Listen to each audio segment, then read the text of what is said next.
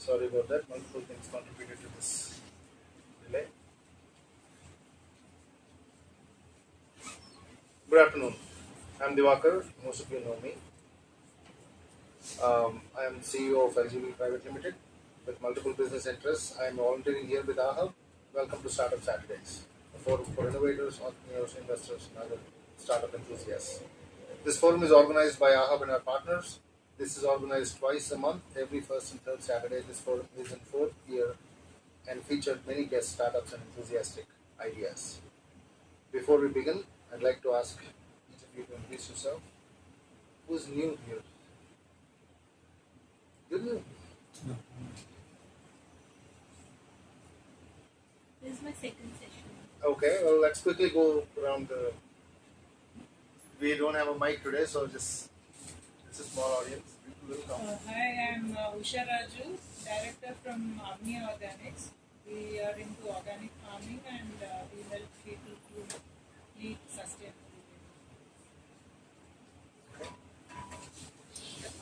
Good evening. My name is Subhash. I'm a Program Director in Global Alliance for Mass Innovation. Today I'm going to take you through the concept of mass innovation. So during my session, we'll discuss more. I'm Ravi Kiran, Navy veteran.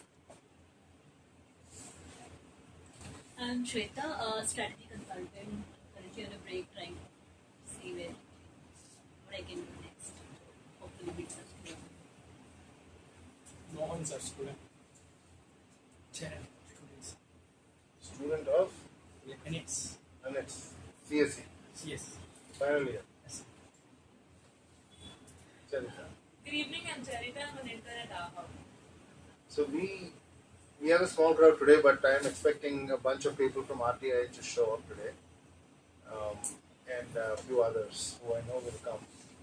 The startup pitch that is supposed to be today, they also are not here, so they will show up. I'm hoping. And there were a bunch of students who were waiting here because the door was closed. They left. They're probably coming back. So.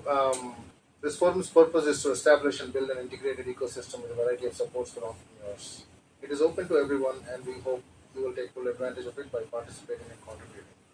If you're wondering what can and does happen here, here is a brief overview. We have the first segment, Show Me the Money.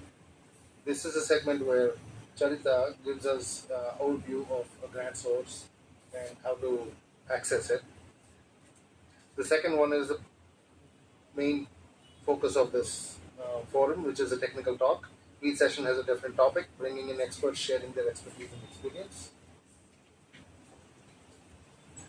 And the third one is pitching, where we have startup pitches, idea pitches, and an open mic is the final concluding piece of this forum. Here are a few basic rules before we commence the meeting. Kindly put your mobile phones on silent mode. Please refrain from entering or exiting the session while the speaker is delivering their presentation. Please wait until the speaker concludes their session. Refrain from cross-talk or side conversations because it is distracting. If you're pitching today and have a presentation, please send a presentation to me. That will help us be on time. We're already delayed by 20 minutes, but we can catch up. We're on a tight program. Please limit your questions to relevant questions, and each pitch has 6 to 7 minutes of presentation and 3 to 4 minutes of Q&A. Please reserve your questions to the Q&A sessions of each segment, but if the speaker is engaging you in a question and answer conversation, please go ahead, follow the lead. So now we have Charita, who has a presentation for us. She says it's one slide, but she has something interesting for us. So let's see what she has. Okay.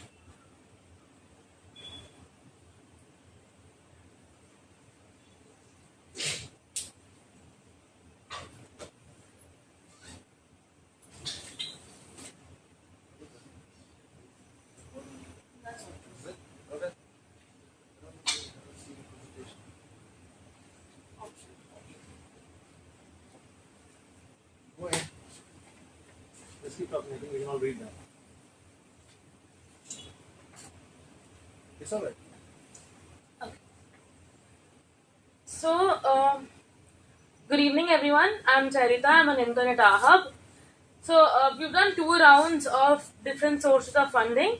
This is a new thing where we're gonna take real life examples of each source and see their story. So if you're a startup or an aspiring startup, you could see how you could use their experience or their story in your own story. So we're going to talk about 2 companies which are which are incubated in our hub, and how they have started their companies and where they are right now. So today's source of funding is bootstrapping, and I want to talk about the first company is Spotmice. So it's a technology-driven company. So their focus is on AI, ML, blockchain, IoT, and other IT services.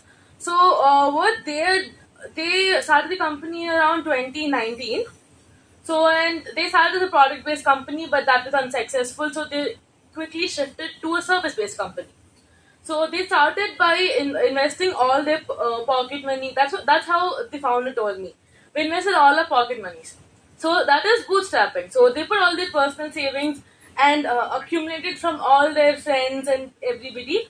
And around the years from 2019 till now, they invested about 20 to 25 lakhs, and now the current annual turnover is about approximately 45 lakhs. So, and it has about 40 plus clients across the globe. So what they do is they also have a sister company named Ready.io. So not all, but most of the income they get in Spotmice, they invest it back into the sister concern. So they also generate revenue from that company. So we could see, apart from bootstrapping, we could also see go-to-market funding here. So go-to-market funding is where you invest your own money you get from the market. So apart from this, they also applied for multiple grants, and they got 3 grants. One is a Microsoft grant. So all these grants they got are technical grants. So technical grants are those which you don't get money or liquid cash. So you get, let's say, the Microsoft tools, whichever they got a Microsoft grant, and all the tools they have to use under Microsoft, like let's say clouds or AI training models, Gen AI models, all of them are free. And you all know how expensive each model can get. So this almost saved them up to 28 lakhs in just tools from Microsoft. And they also got 2 other grants. One is NVIDIA worth $10,000, and a Google grant worth 5,000, which are similar technical grants for the respective platforms. So in this example, you can see how they started from bootstrapping, but they just didn't stop there. They also used go-to-market funding. They also used applied for multiple grants, and now they're looking for investors so that they could expand their business all over the country. So the similar thing, second one is Jura Drones. So when I was talking to the founder about it, he told me it was a hobby at first. It started as a hobby, just playing with drones, buying a drone and just playing with it. And then after that, they actually saw the uses. Let's say you have a drone and your friends asked you, "Oh, can I borrow it for a day or 2 or whatever?" So it started as a photography and a videography service, and then they increased their they expanded to mapping, inspection, and surveying services. So they have invested around 20 lakhs till date from 2017. And when they first started, they used bootstrapping. They used their own money to buy 1 drone, and then 2, and then 3. Then after that, they hired different different people with drones, and then they started expanding their business. So now they have invested about 20 lakhs, and how they use the money, they also follow go-to-market funding, where they reinvest the money they have generated every year so that they can generate even more revenues. And now, similarly, they also want to expand their business. So from both the given examples, what you could see is bootstrapping can be a really powerful source if you properly utilize it. If you have clear boundaries between your own money and the company money, and reinvesting money and go to market funding could also be a really viable source of funding. And we don't have grants today, But since you've already talked about technical grants, I want to I'm sorry. I want to give you a few more technical grants open right now. So, if you're in IT or similar related fields, you could look into these grants. So, currently we have biotechnology ignition grant by BIRAT, which is open right now. And you also have an open call by ANRF Maha. I will present all these in the next session. Thank you. If you have any queries, you can contact us or email us at our help. Thank you.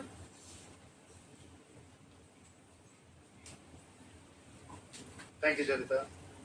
So we are starting on a new phase in Charita's segment, Show Me the Money.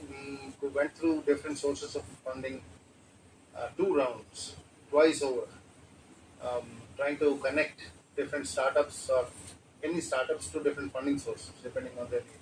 The genesis of this segment, Show Me the Money, comes from our efforts trying to figure out how to fund startups. Since AHAB did not have as much money, or for the money that we had, we didn't have the authorization to spend to invest in startups. For those two main reasons, we figured a better strategy or something to help out is to figure out what are the sources of funding out there and what do these startups need. If we can understand the startup and figure out what it is that they need and when they need that funding, and if we can understand the sources of funding out there and if we can match them and help startups connect to the source of funding so they can apply and get it, that is a valuable service. That's how this effort started. So Show Me the Money segment has that's history. And now this is third round of going through different sources of funding. And last 2 times Charita just went through, okay, what is this type of funding and what can be done with this and what are the limitations and what are the opportunities. Now she's picking up examples from each sources of funding. Today she shared 2 examples of startups that use bootstrapping. Bootstrapping is common, every startup does that at the beginning, but she picked up 2 specific examples. Now, she is a full-time student, so she is volunteering to do this. If anybody is interested in helping out, trying to pull this together, it will be very helpful. Thank you. Now, let's move to the main part of today's session. Before I invite today's speaker, a few words about our feature session.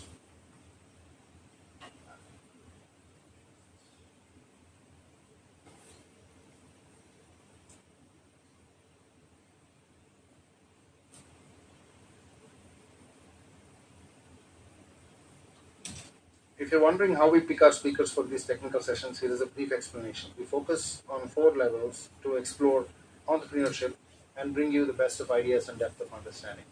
We look at the individual, the company, the sector, and the ecosystem. Each level has a distinct set of challenges and opportunities, suitable set of skills and resources,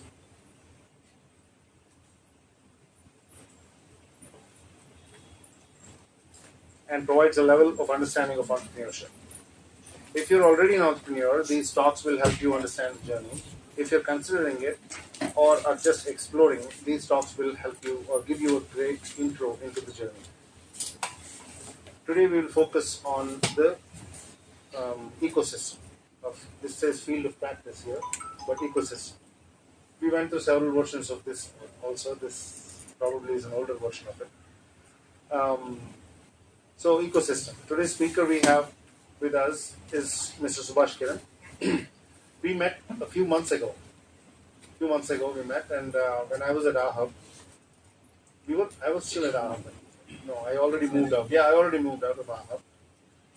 And we met talking about whatever we are generally interested in. At that point, I didn't understand quite what he was trying to do.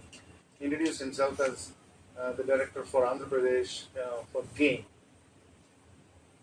Global Alliance for Mass Entrepreneurship. So since then, I discovered a lot about him, and what they're trying to do is an ecosystem intervention. They're trying to bring together few ecosystem enablers who are already doing something. Those of us who are trying to, promote entrepreneurship, but their goal is much bigger, much more spread out, I guess. They're trying to encourage mass entrepreneurs. They want a lot of entrepreneurs to get into the act here. So that is the goal here, and I'm looking forward to Mr. Subhash Kiran's presentation. He shared with me a presentation. Let me pull that up.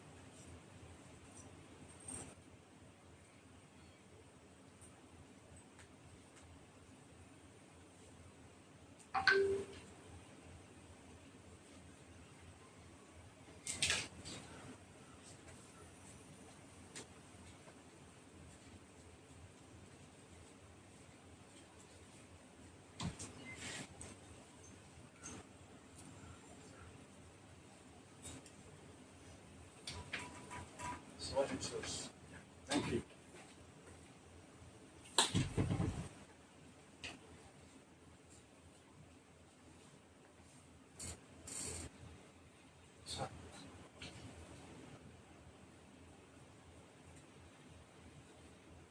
Our ecosystem needs but richly materials. Good evening, everyone. First of all, I'd like to thank especially Divakar Garu for giving us this opportunity to present. Rather presenting, it's more of discussing, sharing our approach with all of you experienced and the upcoming entrepreneurs.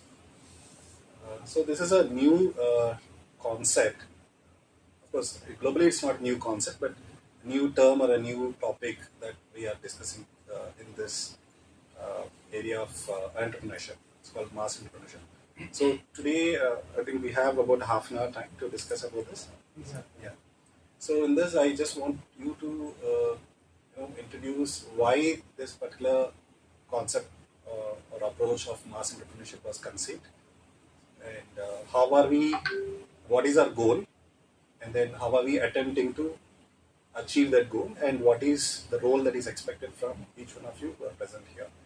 And then in the last, we can also discuss how can we collaborate in achieving this mass entrepreneurship. Okay. So before we discuss about the topic, I just want you to see the image, read the statement, and give your reflections on this. Okay. So can you see the photograph clearly? I think this was a very popular video at one point that used to be a case study in most of the management institutions. So when I was studying in a management institute, that used to be one case study we used to discuss widely. And somehow, I mean, I tried to get that on our YouTube, but somehow I did not get it. But this photograph. So you can see a lady, she's sitting near to a temple with her cow and the grass which is from her own field.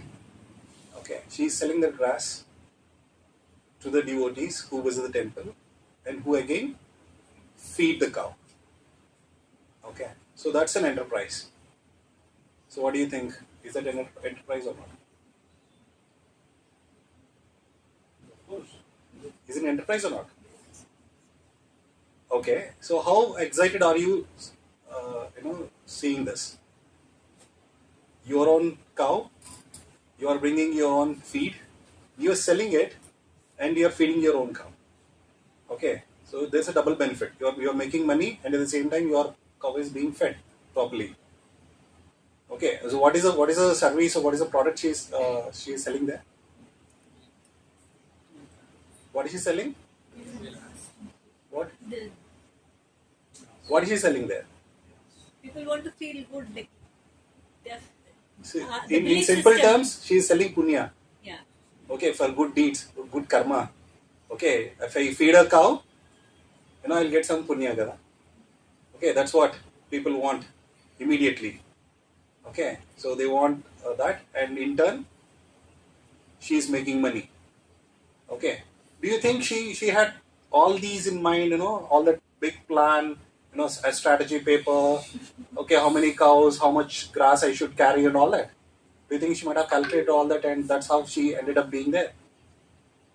Okay, so this is just for your thinking, and then you can reflect on this by end of the session. Okay, I leave it there. Let's jump into our today's topic: mass entrepreneurship. That's what you're talking about. So why this mass entrepreneurship thing was actually conceived, or how did we arrive at that? So we all know we talk a lot in most of the sessions or most of the seminars that you attend, even in your colleges or any forums. We boast about our demographic dividend. Okay, at the national level, we say we are the youngest nation in the country. 65% of our population almost are below 35 years, and all other countries, including China, Japan, and all are grappling with their aging population. We as a nation, we can become world leaders because of the demographic dividend, the young population. Okay, if this young that will become a strength only when they are channelized properly. Okay, so only when they are channelized properly. If they are not channelized properly, if they are not really put to proper use, what will happen? That will become a national catastrophe. Okay, that will become a major challenge that we cannot handle. Okay, in the given scenario, where all these youngsters are looking at, they are all looking at some employment somewhere.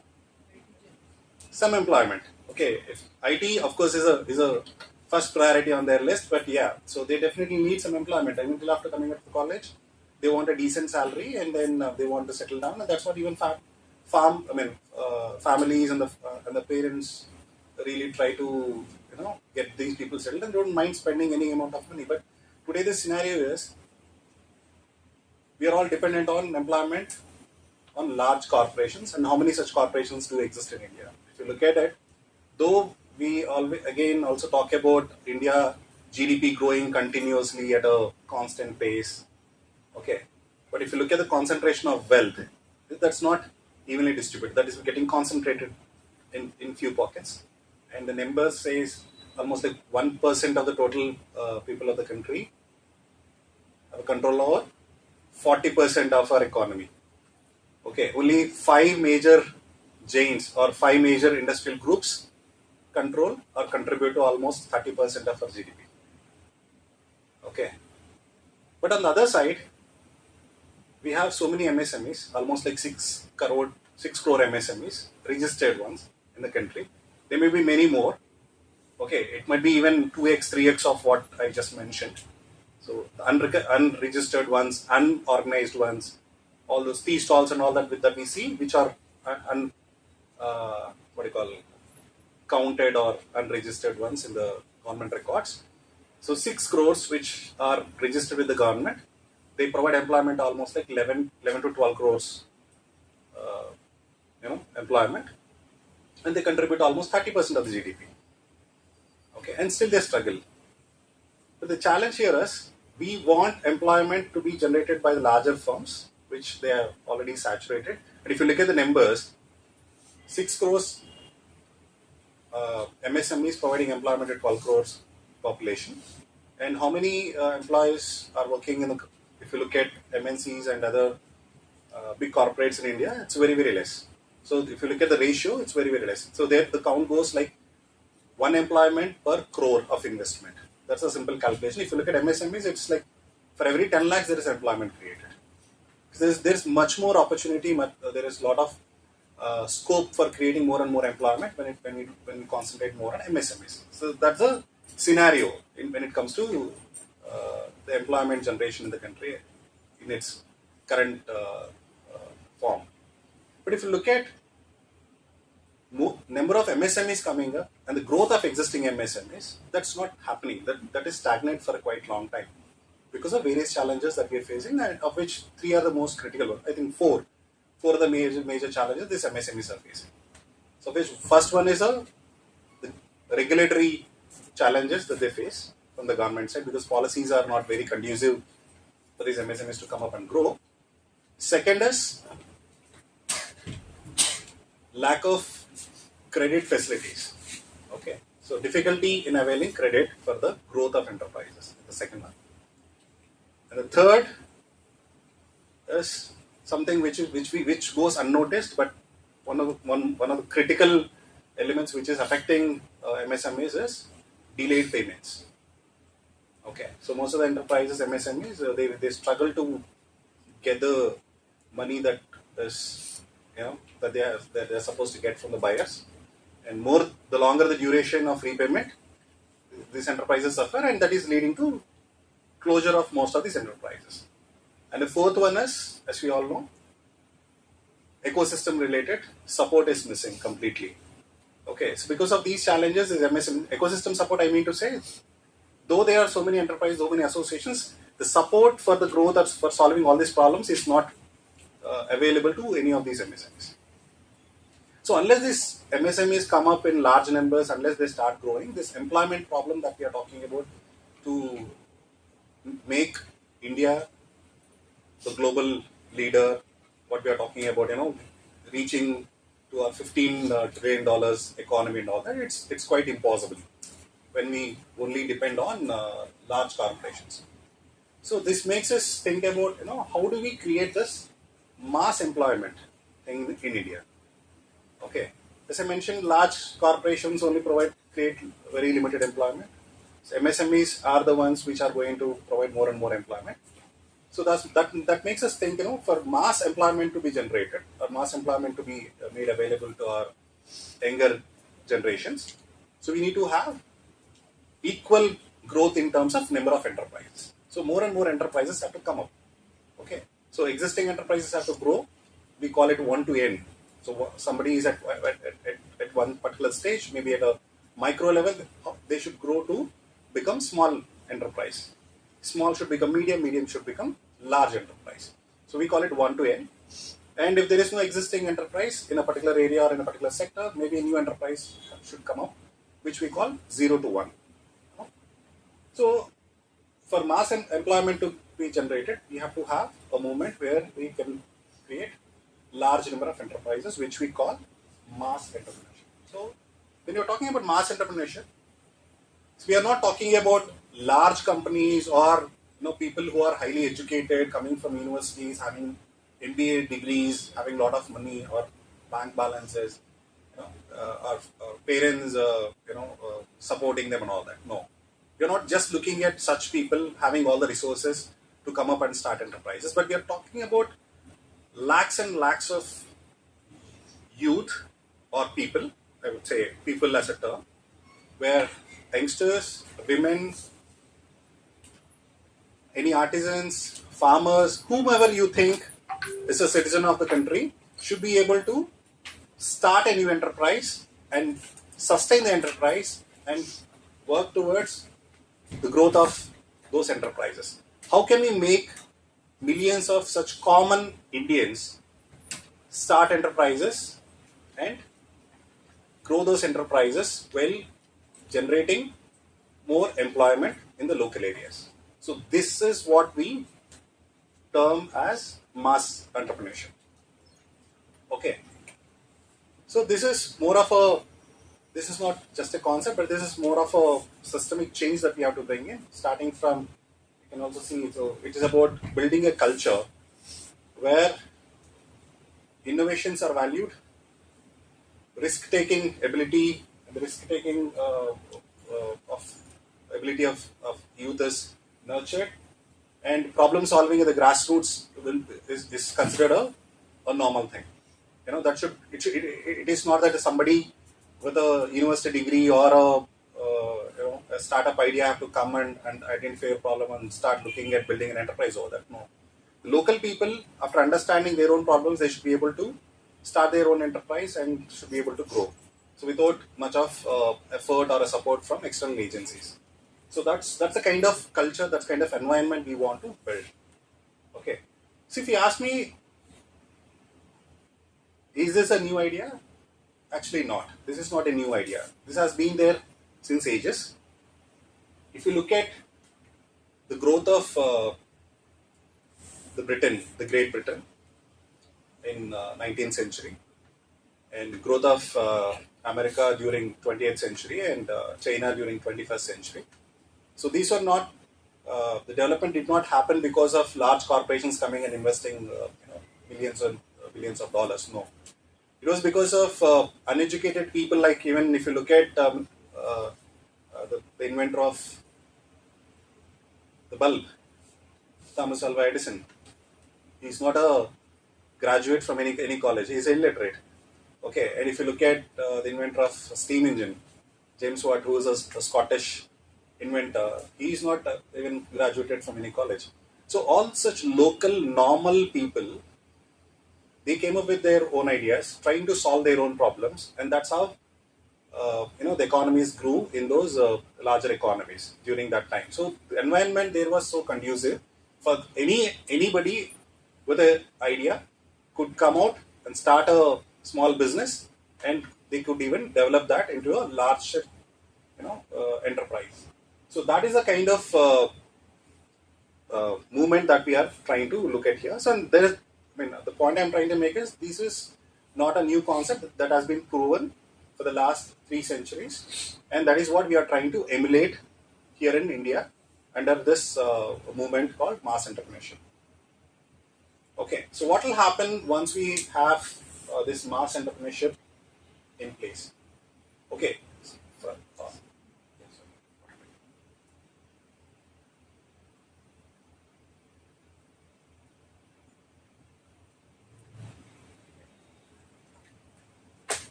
So first point we have been discussing.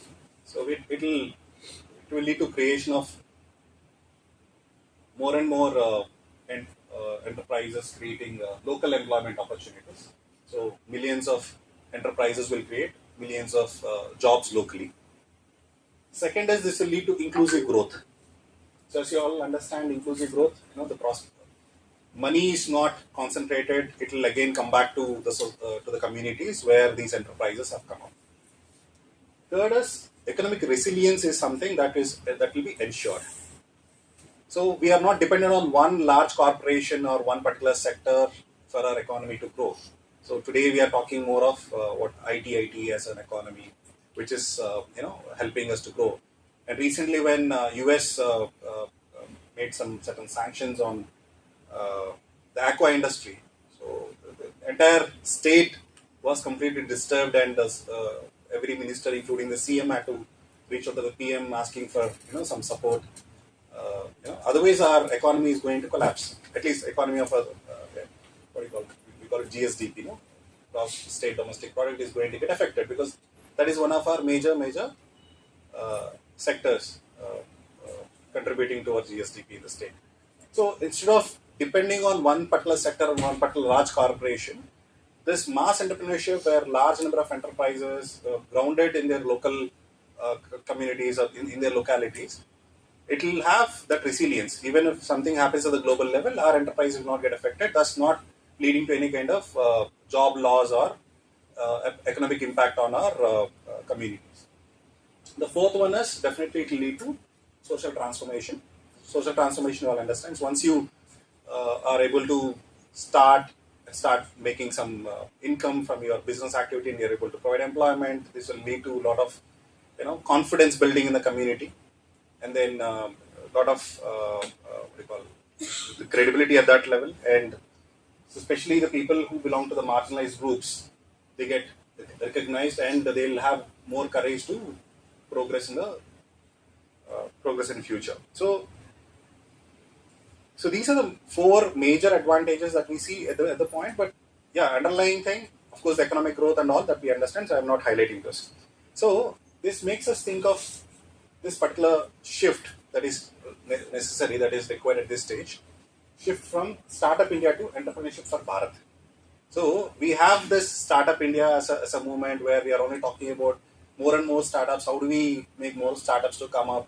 There are so many schemes that are announced by the government, including PMAGPs, etc., and where startup means something which is highly technical, which has a lot of valuation. These are the terms that we get to our mind when we talk about a startup. It should solve a problem, then it should be valued, and it should create a lot of employment. Of course, employment part is okay, but then it requires certain qualities in a person who is starting a startup, or for an enterprise to qualify as a startup. In that process, we are neglecting so many enterprises which have the potential to create more employment and more growth in the local economy. So that's where we are taking this particular transition, or we are actually promoting this idea of shifting from Startup India to Entrepreneurship for Bharat. Okay, so our belief is this, once we have this mass entrepreneurship in place, so as I mentioned, large employment opportunities are available. It'll be very inclusive, okay, and we'll have the self resilience and all that. So it's going to be a very standard economic growth, which is not concentrated at one place, but decentralized growth across all regions and all sectors. But how do we reach there? Okay, so this concept looks very good, and we have proven examples that I mentioned in UK, US, and other countries. But how do we achieve that in Indian context?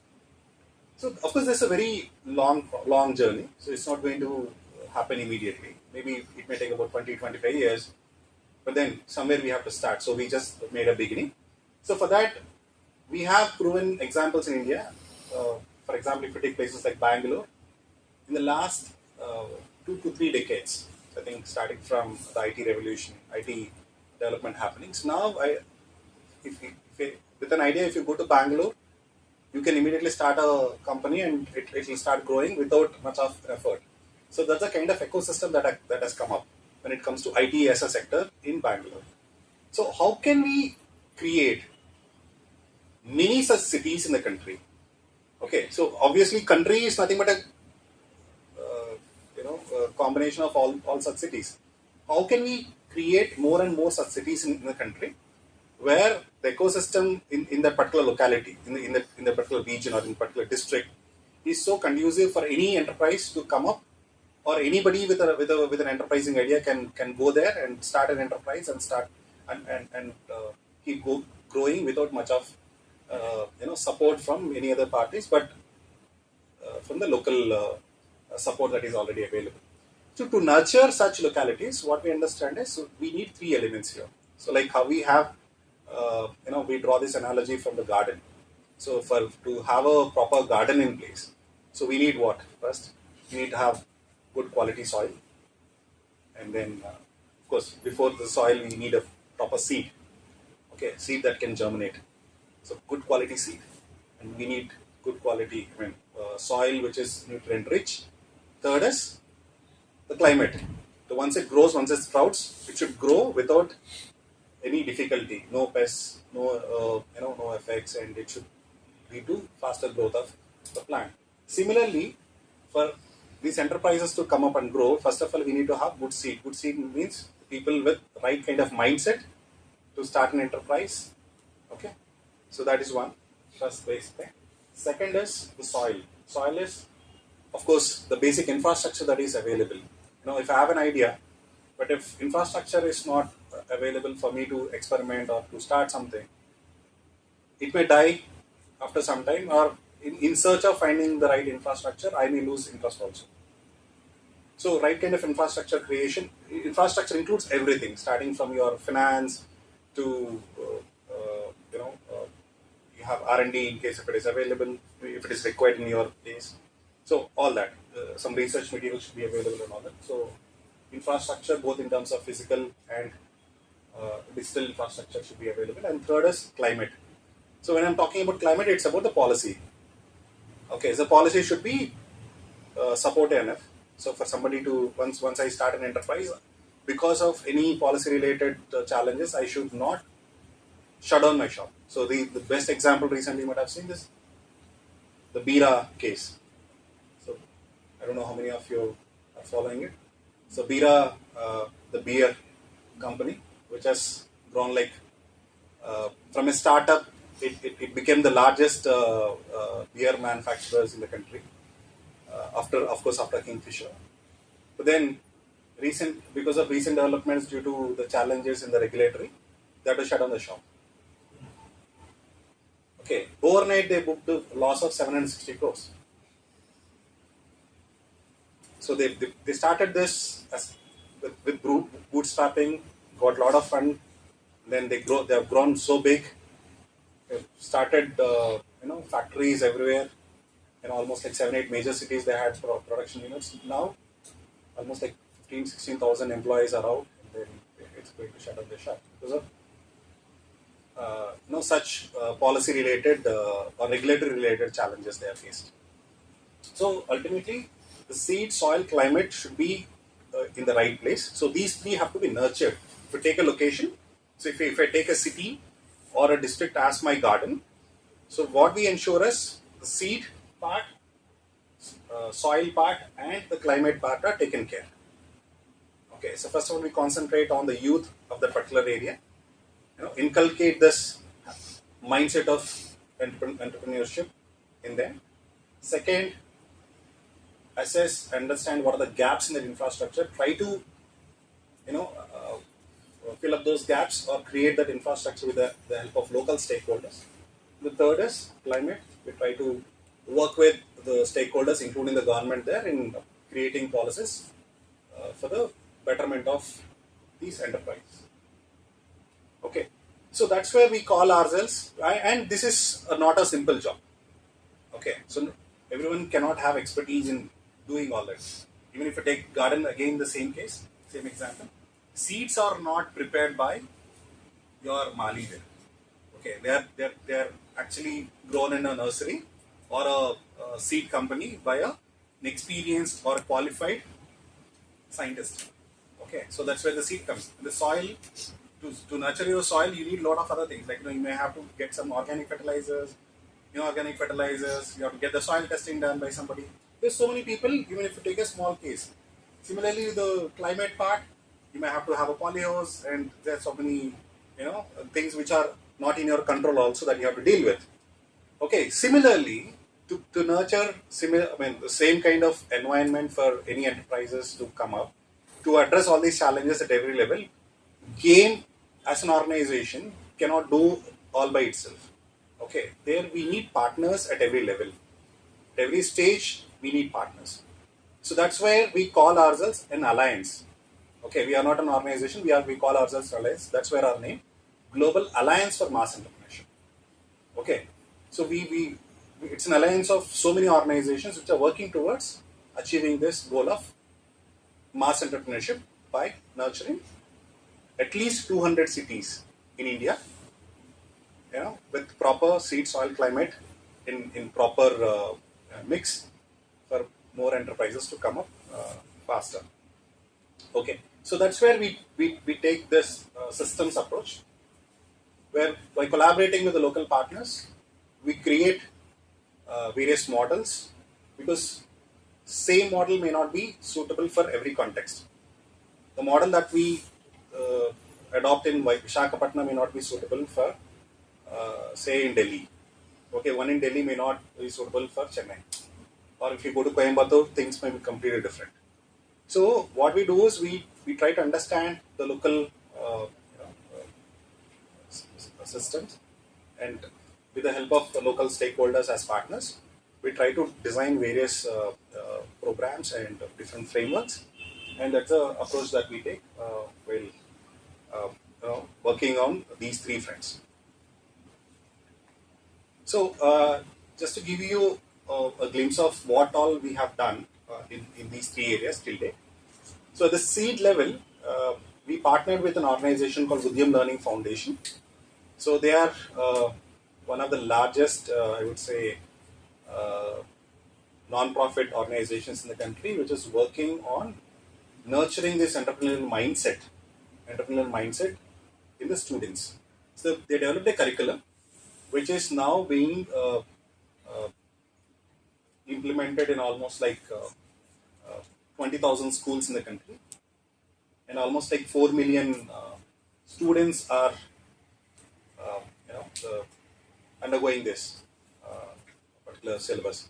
So this is administered to classes, students in the classes 9th and 10th. 12th, 11th and 12th, we are also again creating an next level curriculum. So 9th and 10th, we are already there. So even in Andhra, we are in almost like 150 schools. Okay, so here the idea is, we are not expecting these people to immediately after completing their 10th class, they'll come and start their enterprises. But they'll have this mindset, of understanding that even entrepreneurship can be my career option.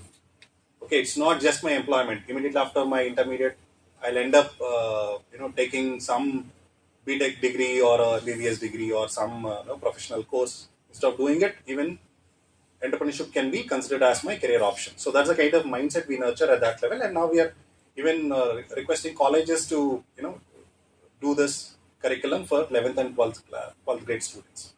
Okay, that's what we are doing at the seed level. And at the soil level, we are working with several organizations. First one is SIDBI. As I mentioned, access to capital is one of the major challenges, so we are working with them on that front. Then, Haldarshak is another organization where we partnered with NRLM. So these three organizations are providing timely financial assistance to SAGs across the country who are into enterprise promotion. And Amazon is our official partner, for providing market access to the women enterprises or any enterprise which is looking for market related support. So onboarding, digital literacy trainings, onboarding, packaging, even including the delivery. So all that we take care if the beneficiaries come as aggregators. And Purple Beans is another organization which is actually it has designed a growth accelerator program for us, and the existing enterprises are provided support in making them 1 to N. Okay, the climate level, as I mentioned, climate is more like a policy. So Prosperity is one organization that we nurtured them to become what they are today. So what they have done is, it's a very interesting thing. So if you look at any industry, so they have to fulfill so many compliances. So a lot of paperwork needs to be done, almost like 130, 140 compliances they have to fulfill, which was really difficult for organizations to really comply, and most of them were struggling there. So what Prosperity did, it reduced the paperwork, or the compliances from 130 to almost like 30. So almost like 1/3, 1/4, we brought that down, and we even convinced the Punjab government. This happened in Punjab. In Ludhiana cluster, we took that as a case. And now all these enterprises are only filling only those 30 formats, not the 130, which they used to do previously. And this helped them replicate this model. The Prosperity now, after this learning in Punjab, without our support or any support from any other external agency, now they are working with eight different associations, 8 different states in the country. So this has now become a movement when it comes to the compliance related issues what MSMEs are facing.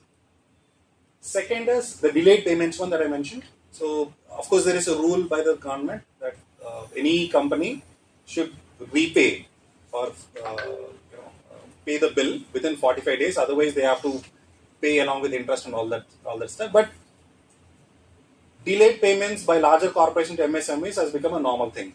That is considered a normal thing. Nobody was really bothered, and even MSMEs never had that courage of questioning the large corporations in the fear of not getting future orders, and because of this, a lot of them got shut down. So this was identified as one major challenge, and along with FICCI and SIDBI, we presented a report, submitted a report to the Honorable Finance Minister. And now new regulations were issued. This happened once, twice, thrice, and this is the third version that we are releasing. The first one was released in 2021, second one in 2023. In 2025, we are releasing a third report on the delayed payments, and which is actually helping more large number of MSMEs to get payments in time. Yeah, and a lot of other things. Yeah, and then and inclusion and sustainability again is also coming up as one important area. So we are also working with a couple of organizations which work with special and marginalized communities, especially the women, physically challenged youth, and those kind of categories also.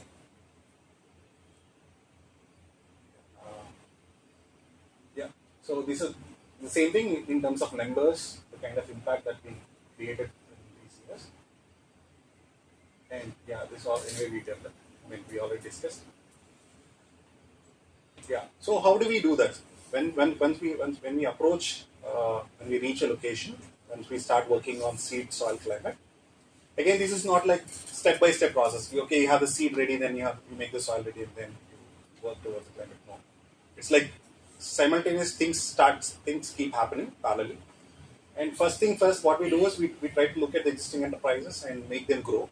Okay, which are the low-hanging ones? We try to support the growth of those enterprises with the help of the local stakeholders.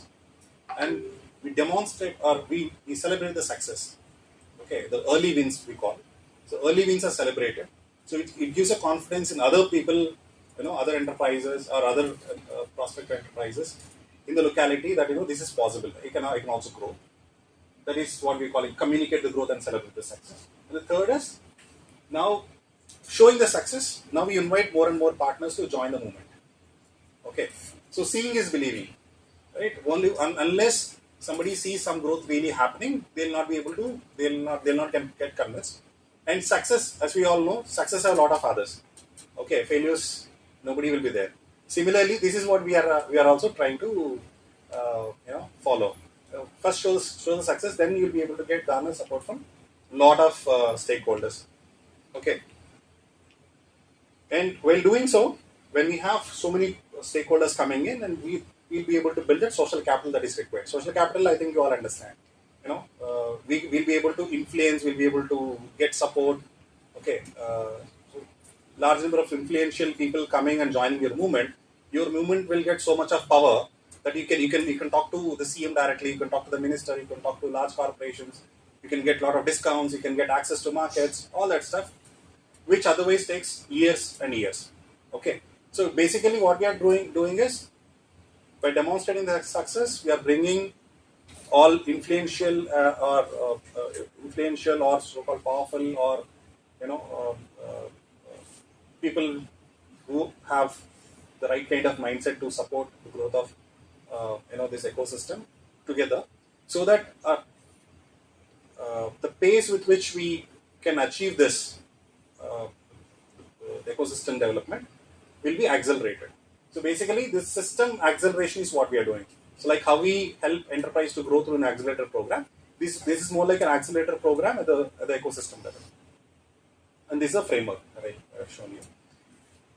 And for doing it, as I mentioned, we go to make it like a movement across the country. We have to start at various locations. As I mentioned, 200 locations is what we are looking at. And at every location, so as I told you, this is the process we follow. So we are taking district as a unit at the moment. And in every district, we follow a two-pronged approach. One, where the local stakeholders are identified and local stakeholders are made responsible or are made to realize what is required in that particular area or in their city for the growth of the sector of their interest. Okay. And GAME playing the role of a secretariat. Okay. So whatever the local stakeholder groups want to achieve or want to solve at the ecosystem level, resource support, technical assistance and everything is provided by GAME, being a secretariat. So currently we are operating in 3 different locations. One is Nagpur, Visakhapatnam, and third is in Lucknow. And these are some of our partners that are supporting this mission. So we have an MOU with NITI Aayog, AP state government, Maharashtra state government. These are governments and the funding agencies. And so these are the actors that officially supporting us in terms of providing finance and all that. This is the target. So in the next 5 years, what are we trying to achieve? So in 2025-27, we want to demonstrate this entire concept in 6 to 7 districts. As of now, we are only in 3 districts. And by 26-28, this is a scale-up phase that, according to us, where we'll be in 50 different locations. And amplification phase, we want to be there in 200 districts. So, and in this, what is in for us? What is our role? How can we contribute? The question is whether we are able to create more jobs or not. That's okay. We can create jobs maybe after 10, 100 years from now, 50 years from now. But how quickly can we do it? That is also important. How many jobs? definitely important, but how quickly can we generate those number of jobs is even more important. So for doing it, as individual enterprise, as I mentioned, we have stakeholders and local institutional partners who are helping us in nurturing this ecosystem in various sectors. You as individual enterprises, so this is what is expected from you. One, first of all, you have to thoroughly work on developing your own enterprise and also try to mentor at least 2 enterprises who approach you. Okay, voluntarily. Second, how can we collaborate locally to support the district enterprises and other institutions? And third, of course, we have to celebrate the success. Only when we celebrate the success, other people looking at you will get some more confidence and they'll also try to venture towards entrepreneurship. Okay, so end of that, our aim is to make entrepreneurship as a way of life. It is not an exception. Today, if you talk to parents of any graduate, first preference is okay, go for a government job. Otherwise, you have a degree, then maybe you can look for proper employment, or you go take some coaching and then try for some software jobs and all. These are the basic or the typical responses that we get. As of now, entrepreneurship is seen as something where somebody not having any degree, not able to do anything, you good for nothing kind of people, they are becoming entrepreneurs. That's the kind of mindset people have. Okay, so which is not the reality. So that's where I have shown you the first photograph. It's not that. Okay. Enterprise, you all agreed this is an enterprise. It has nothing to do with a degree. It has nothing to do with anything that we read in our day-to-day magazines or reports about entrepreneurship. It's about, first thing first, making money. Whatever you do, you should be able to make money and sustain your business. And if you are able to create employment to one more person, you are successful enough. Okay, those are the kind of enterprises we, as GAME under this mass entrepreneurship, would want to nurture. Okay, so we are completely sector agnostic.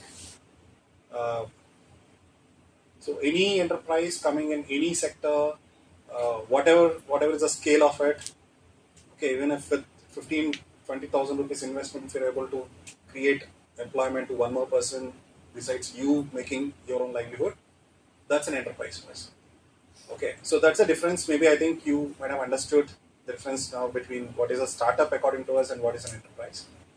Okay, so basically that's a definition. Maybe there is no specific definition for a startup and enterprise anywhere, but yeah, more educated, more systemic approach, we are calling it a startup. Without all these frameworks and jargons and all, if you start something where you are making some money, we are calling it an enterprise in simple terms. Okay, so that's where we stand today. In Vizag, we started this district entrepreneurship mission in April 2025. Of course, by meeting all stakeholders who are present here. And now in September 2025, we are able to launch this mission formally with the support of all local stakeholders, where we have now 6 working groups for agriculture, rural, women, startups, and scale-up enterprises. Working in their specific areas to create enabling environment for enterprises coming up in those domains. And we also formally identified a core group, like an umbrella group, which is going to oversee the overall district entrepreneurship mission implementation. So that's where we stand. And now under these 6 working groups, we have identified some 11 pilot projects. So we are in the process of identifying implementing partners. As I mentioned, we don't implement anything directly. We onboard and engage with like-minded institutions, capable institutions who can really implement those interventions. So now we are in the process of finalizing those implementing agencies. Maybe from first week of November, we'll be launching all those pilots with our implementing partners. So that's where we are in terms of making Vishakhapatnam a vibrant city for entrepreneurship movement. Yeah, thank you. So, any questions? Before asking any questions, any reflections on this? How many of you are excited looking at this photograph? Like, this is a brilliant idea. How many felt this is a brilliant idea? Okay. So, given an opportunity, how many of you would try to implement this?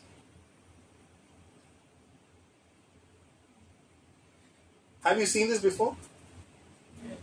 It happens in temples actually, even here. So if somebody has seen it before, why haven't you tried before?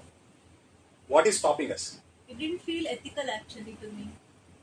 So that's a big question. Day in and day out, we see so many enterprises, okay, and we get excited. But for some reason, though I have that entrepreneurial bent of mind, I want to become an entrepreneur, I want to start something. Even after seeing so many ideas, they being successful, even after realizing that they are successful enterprises and easy to, there are no entry barriers, there are no exit barriers, all that blah blah blah blah, whatever checklist we have, all checklists you get all ticks. But somewhere we don't try to start those enterprises. Why? Is a big question. Okay, so once you are able to find answer to that question, you are ready to become an entrepreneur, according to me. Yeah. So, any questions? Our mics are not working today, so we have to be a little louder. Any questions? I have one question. Yes. Why your 3 cities? Yeah. Indore? Your question is Micron not working today, so we have to be Lucknow and Vizag. Nagpur, Vizag and Lucknow. Lucknow is very new. Nagpur is 2 years old. Oh, why Vizag? Why Vizag? So if I have to answer, there is no reason. Vizag is the city of destiny. See, I'll tell you. For everything there is a story. It's been there for 20 years, unfortunately. 40 years. Destiny is not coming. When I passed out. Yeah, when I passed out, You see, for everything there is a story. No? Even for IIM Ahmedabad, why IIM was in Ahmedabad, not in Bombay, there is a story. Okay. So likewise, we also have a story, a small story. So what happened? One of our founders, Mr. Ravi Venkateshan, happens to be a very good friend of the Honorable CM Chandrababu Naidu. Okay. So after his election and becoming CM, Mr. Ravi came and met him just to congratulate, and he informed CM Garu that this is a new program that I started, and we are working in Nagpur in partnership with the state government there. Mr. Fadnavis is very supportive. Then immediately it seems Chandrababu Naidu Garu said, why don't you start something in AP? And he said, fine, why not in AP? We are ready to start. And we are thinking of doing something in the south. And he said, okay, fine, then start doing something in Vizag. That's it. There is no specific reason for it. Okay, it was Mr. Chandrababu. It was Mr. Chandrababu Naidu's suggestion to start this in Vizag. But yes, so now we see probably he has suggested that keeping all the growth prospects that they could envision for Vizag. Okay, so that is now becoming a reality. That's the reason. Otherwise, we haven't done any due diligence, taking all 26 cities and then identifying Vizag as an option. Which are the pilot projects? We identified 11 pilots. So one is, of course, there are 3 or 4 in agri, 2 in rural, 2 in aqua, like that. So if I have to take one example of rural, we are going to build or develop a cluster of vegetables, vegetable cluster in the peri-urban areas of Vishakhapatnam, which are bordering Vishakhapatnam and Vijayanagar, because there is a lot of demand for quality vegetables, and many of them are coming from other states, even from Bangalore. And there's a lot of potential, and farmers are also interested in going for exotic varieties, high value commodities. So we are introducing low cost polyhouses as a model, where part of their agricultural land can be converted into a high tech farm, high-tech farm where they can grow any kind of vegetable. So once we demonstrate that in 100 farmers and 100 plots, we would want to scale up. That's one pilot. Second one we are doing is with the coffee board. Coffee board, we all know, Araku coffee is now being talked about everywhere. So we have about 2 lakh hectares under coffee in Araku Paderu area. We have about 1.2 lakh coffee farmers, and from May 26 onwards, the UDR compliance is coming into action. Now we cannot export coffee to Europe. So once the compliance is in place, and we are not ready for that. So now we partnered with, again at the ecosystem level, again we partnered with the coffee board. They have developed a mobile app, and we refined that app, and we are helping them to onboard this 1.2 lakh farmers and get the UDR compliance completed before May 26. Thereby, they have continuous access to the European market. So it's second intervention. And if I have to take another example for aqua, sustainable harvesting is the need of that. Now people have to leave these offshores and have to go for deep sea fishing, and the boats are not suitable for that, and there is need for upgrading those vessels so that they can go for deep sea fishing at least for the next 3-4 years. And there are a lot of challenges involved. Right kind of technology is required, training is required, vessel building is required, finance is required. More than anything, educating the fishermen itself is required, and then gears need to be changed. All that we need partners in every aspect. So we are working with all central and state government bodies, including the Fisheries Department, SIFT, NIFAD, CFST, and all that. So prepared a program to at least help upgrading 100 vessels in next 3-4 months time. So that is another pilot. So likewise, 11 pilots, they have specific area to address, that too at the ecosystem level, showing that this is possible and which can be replicated. Any other questions? Okay, any pilot projects in rural tourism? Rural tourism, yes. Rural tourism, we have now initiated one pilot in Araku Paderu area. This is in partnership with the tourism department and SCRP, Society for Elimination of Rural Poverty. They identified already 1 or 3 locations, homestays basically. Homestays in 4 clusters, one in Lambasingi, second in Paderu, 2 in Araku Valley. Okay, so they identified but don't know how to approach. There are 2 different concepts. One is tribal homestay and a day homestay. Tribal homestay is where tourists will go stay with the family in the tribal household. Second one is a homestay where the room is not in the same house, maybe somewhere outside.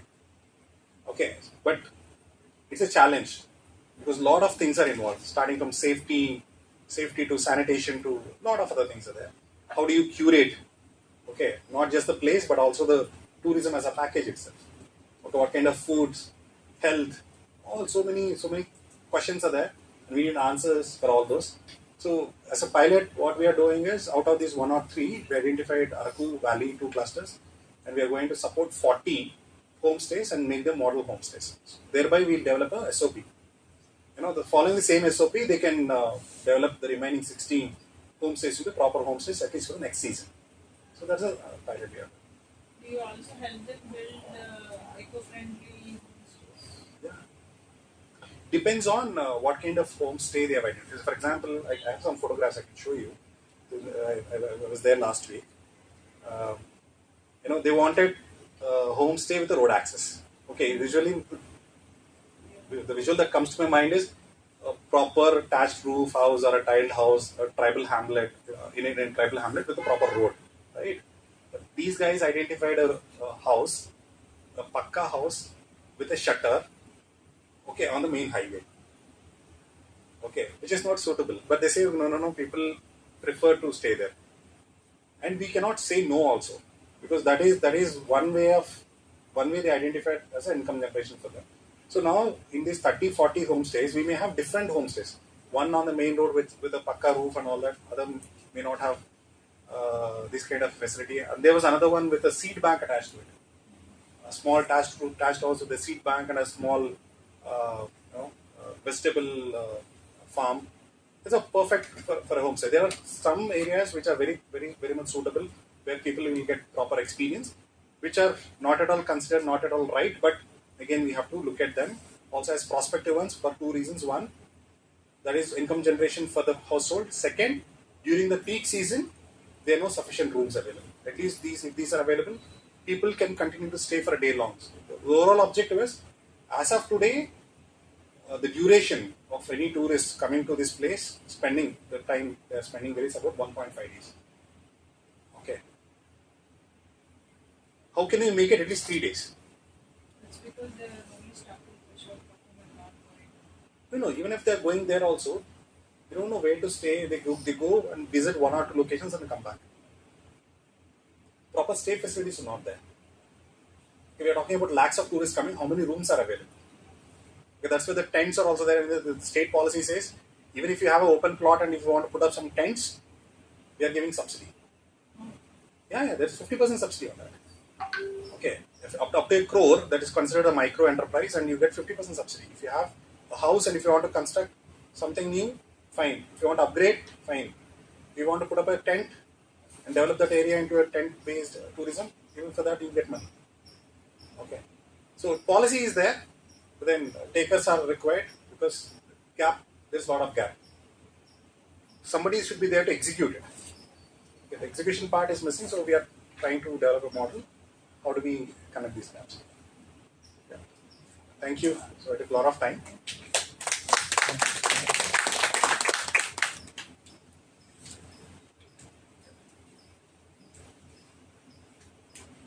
Thank you, Subhagaru. That was a lot of information.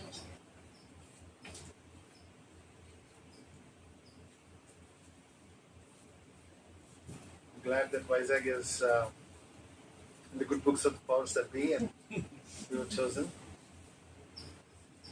But yeah, this is a lot of good information, lots of opportunity to explore. Many of you from RTH are here, right?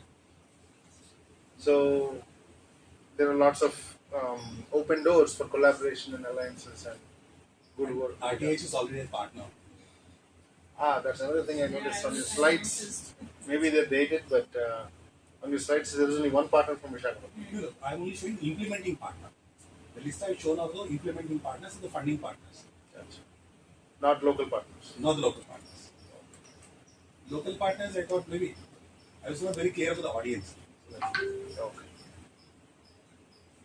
All right. There was one person who contacted me to pitch today, but I don't know if they're here. Violet AI. Sir? Ashok from Violet AI. Okay, you And this you is sent me a also- text. Okay, you have your pitch ready? No, We barely have sorry. I need to connect system or something else. No, do you have it? Do you send it to me? Did you send it to me? No, I didn't send anything. Do you have it? Can you send it to me? He's saying he can speak for You can speak. Yes. Yeah, you don't have to have a presentation. Is this a startup established, registered? Uh, we have an MVP in place. Okay. Yeah, I have an MSME, but not registered on startup name. But Okay. figuring out things there. All right. You can speak at I can support. speak. Yeah, please come on. If the system is connected to the internet, I can show my end. It is connected to the internet, but we are out of time with this.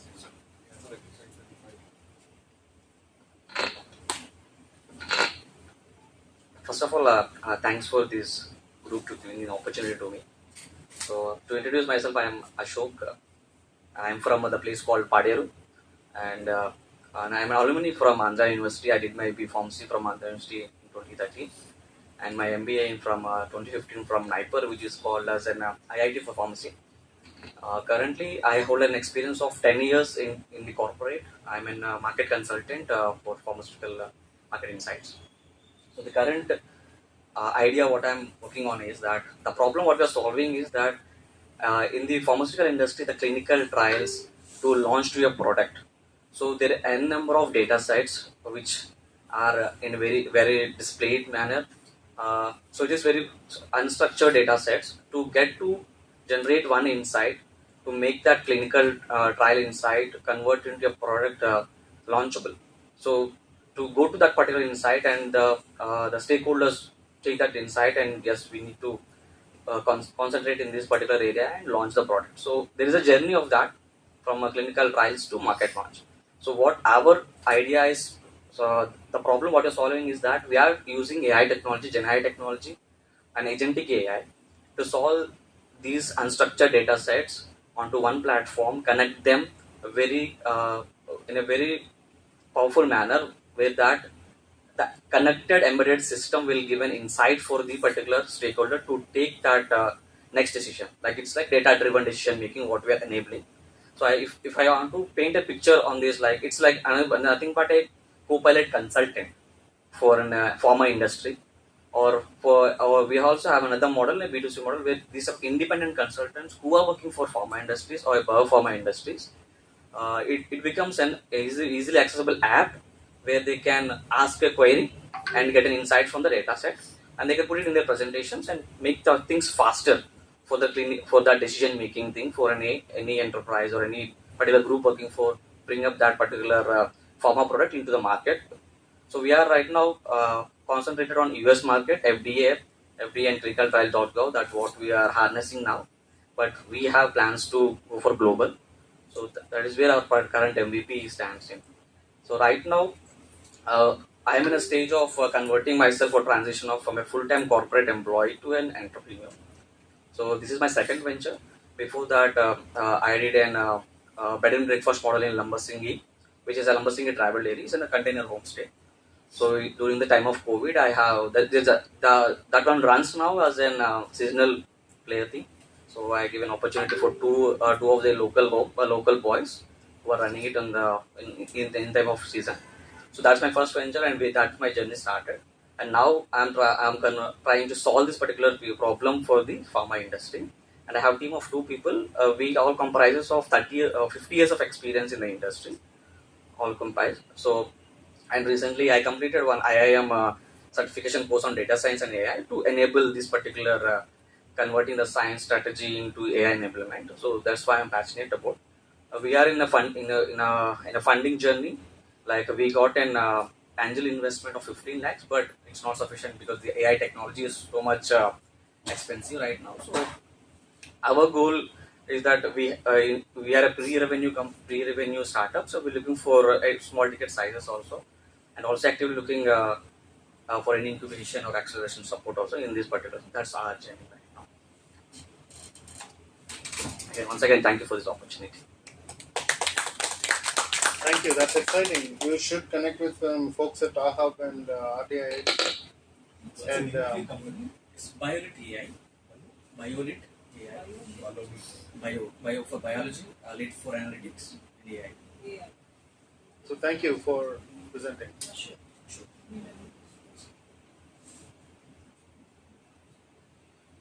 Okay, with that, Srinivas, do you have any announcements? On my. Okay. All right, here are a few announcements. On October 25th, Thai Young Entrepreneurs batch starts. These are announcements from Thai Vizag. Those of you who may not know Thai Vizag, it's the Indus Entrepreneurs. I think most of you know. Anybody knows? Anybody doesn't know Thai Vizag? That's awesome. Huh? We're just keeping quiet because I'd rather not tell you I don't know. Is that true? Yeah. You all know Thai Vizag? What is it? Exactly. టై వైజాగ్ తెలియదు అనుకున్న వాళ్ళు ఎంతమంది ఉన్నారు ఇక్కడ? తెలియదు చెప్తాను నేను, తెలియకపోతే పనిష్మెంట్ కాదు, కాదు మిగతా వాళ్ళకి టైం వేస్ట్ ఎందుకని అడుగుతున్నాను question. Okay, you just said you don't know, but ఎవరికి తెలియదు అంటే చేతులు ఎత్తట్లేదు ఎవరు. Okay, TiE Vizag is the Indus Entrepreneurs. It is it's been a long time since I explained what Thai Vizag is. It is an international non-profit Section 8 company that is in the business of encouraging entrepreneurs. Successful entrepreneurs came together to start this. It is, it's like a franchise model, I guess, no charter model. Every city has, not every city, but many cities have Thai chapters, and Thai Vizag is Vizag's chapter. Srinivas sitting there is the executive director of Thai Vizag. these announcements are coming from them. They are partners of AHUB. So in that capacity, these are announcements for the ecosystem. October 25th, Thai Young Entrepreneurs Batch starts. It is for high school students.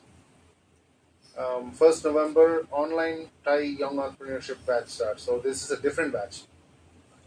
Online batch. 15th November, we have demo days. Demo days, what we are trying to do with demo days is every quarter, once in a quarter, we are cancelling Startup Saturdays and taking that time to organize demo days where if you have a prototype, you can demonstrate here. If you have a pitch, you can pitch it here. So it will be a 3-4 hour long program, 3 hours program. So it will be right here in this room or in this building at least. Then we have 22nd November, drone triathlon. This, from what I understand, is going to be a huge effort. So we're looking at people who have, I think you can't just buy a drone off of the shelf and compete. So you have to build your own. More instructions will come. Srinivas will answer. Sorry, I went to date from 13th December. Okay, 13th December. In the last 3 seconds it changed. Sorry, I made a mistake. From 22nd to 30th December. So 29th or 30th November, Hackathon Hackathon. This I'm hoping will be around hospitals. So then we have planned startup workshops. We have Alco Partners School of Entrepreneurship 8-week hands-on program batch 1. When is that starting? Not fixed yet. Okay.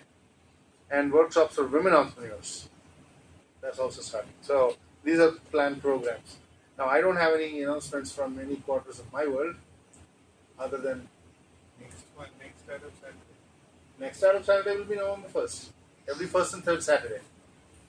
So those of you who are here for the first time, first and third Saturday in the afternoons from 4 to 5:30, block that time. So it will be useful time spent here. Alright? So if you like the session or don't like the session, whichever way you fall, please give us feedback so we can improve it. We had started very late today. It was 5:20 or 4:20 by the time we started. We got here right on time, I guess around 4 o'clock, and then the room was locked. So we had to track down the person who maintains the room. So while you're giving us feedback, you can join us on WhatsApp. There is a conversation around Startup Saturdays. We will diligently delete anything irrelevant. So please don't bother to post good morning, good evening, or good night, or happy birthday, or anything like that. We will simply delete it. So anything relevant to Startup Saturdays is welcome. So despite all those rules, if you still like us, you can like, follow, or subscribe on social media. Okay? Alright, while you're doing that, please come on up for a photo. I see one gentleman just slipped up, trying to escape the photograph, I guess.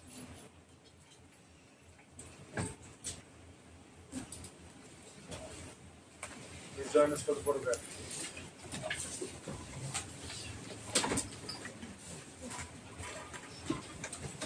Pranav is not here to give the lecture on photography, but Should I take his place? yeah, why not?